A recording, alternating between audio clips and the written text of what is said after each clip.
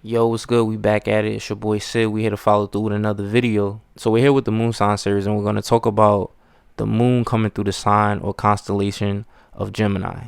So the moon in astrology is going to represent how you deal with your emotions and feelings. It's also going to show your mother or the maternal influencing figure that would have raised you, and it can show where you get emotional fulfillment from. Another thing it shows is your family, your home life, your upbringing, things of that nature. And it also can show your ancestry lineage in terms of what they were into. So in astrology, I always tell you that there's multiple areas you need to compare. If certain things don't resonate, it could be because also you have to look at what's going on in the fourth house, as the fourth house corresponds to like the moon's energy, home, family, you know what I mean, emotions, feelings, as well as your maternal influencing figure and your ancestry lineage. Also, if you have any planets in Cancer, this could tell more, and aspects to the moon can also kind of like change or add more to the story of all these different areas we just talked about, right, in relation to the moon. So when the moon comes through Gemini, I like to say that Gemini is the sign or constellation of communication, expression, basically. So whenever you have the moon, which represents your feelings and emotions, coming through this constellation of communication, it tells us that you like to be, or you can be very expressive in terms of how you feel, basically, right? You feel like communicating, right? You can also look in the house. I did a video on houses, basically, and the house will tell you where you feel like communicating or expressing yourself at, right? In terms of the people that are represented by that house, this can show who you feel like communicating with, right?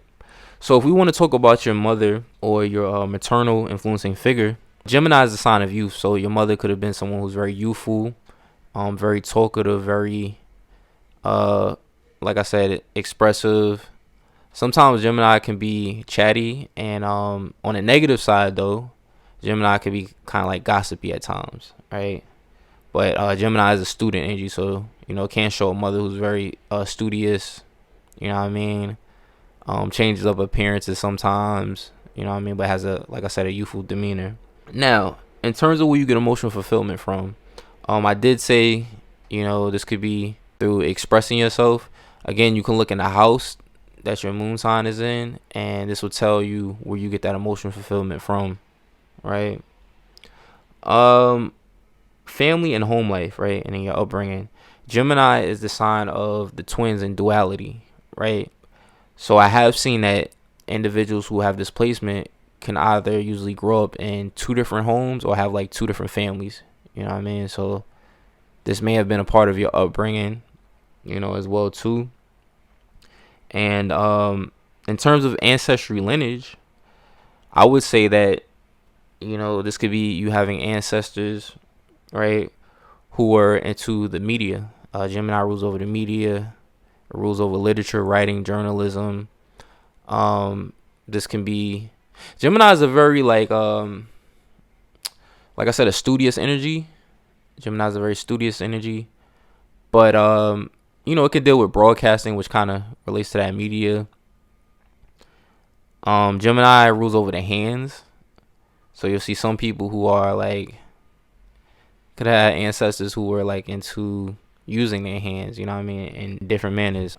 These are just a couple things, the video is very short. Another thing too, this is similar to those who have the moon in the third house as well too, right? Also, Gemini is a sign of siblings, basically, so there may be a connection, two siblings, and an emotional connection to this, especially like if you have the moon in the third house. Yeah, this is you getting emotional fulfillment through like relatives, siblings, things of that nature. I'll keep it brief.